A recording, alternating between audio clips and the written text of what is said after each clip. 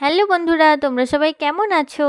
সেই দিন একটু ভিডিও করার জন্য ছাদে উঠেছিলাম, আর ছাদে এসে দেখি আমার ছাদ বাগানের বৃষ্টিতে ফুলগুলো ভিজে গেছে, কত সুন্দর দেখতে লাগছে। আর এই দেখো, এখানে একটা ড্রাগন ফুলের কুঁড়ি এসে গেছে, আর এখানে ফলগুলো সেটও হয়ে গিয়েছিল, আগের ভিডিওই তোমাদের দেখিয়েছিলাম। উপরন্ত আবারও নতুন নতুন কুঁড়ি আসতে শুরু করেছে।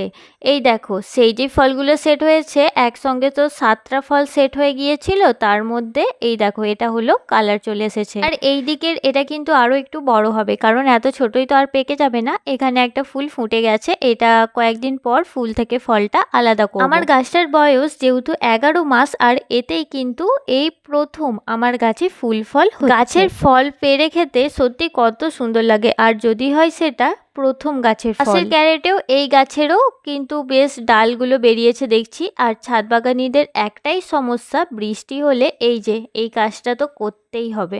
এই দেখো, আমার বাগানের রেন লিলি কিন্তু দু একটা করে ফুটতে শুরু করে দিয়েছে, আর কিছুদিন পরে পুরো গাছ ভরে যাবে। আচ্ছা, তোমরা বলতে পারবে আমার এই রেন লিলি গাছে টোটাল কটা ফুল ফুটে আছে?